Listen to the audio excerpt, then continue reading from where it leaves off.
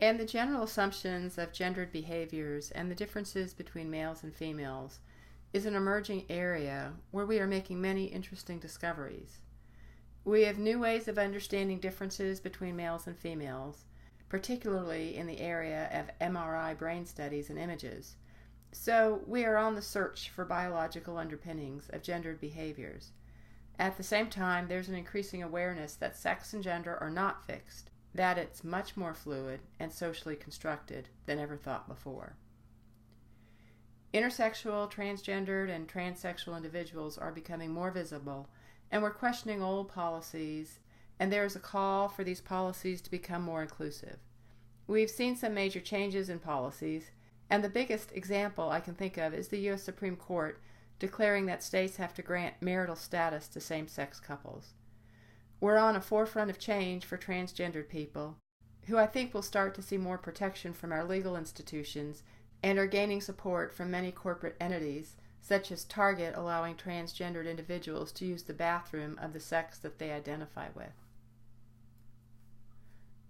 Traditional roles are being challenged, and they are becoming less common, but they have not been completely dismantled, and disparity still exists between the amount of housekeeping and child care duties men and women have.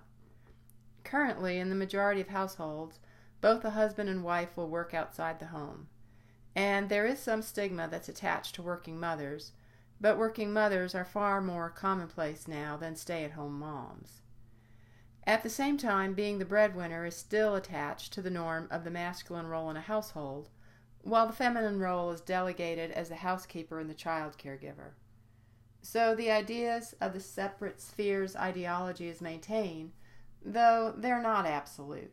There is some sharing of the spaces. One positive change in the workplace to accommodate these shifting roles is that child-oriented employers are becoming more commonplace. There has been much change in the notion of sexuality and gender in the past 20 years as well.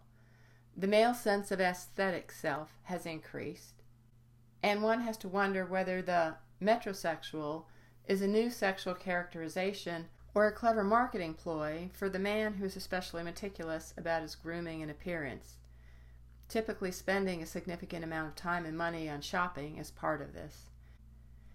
And we have many employers who are recognizing that same-sex relationships should have rights attached to it.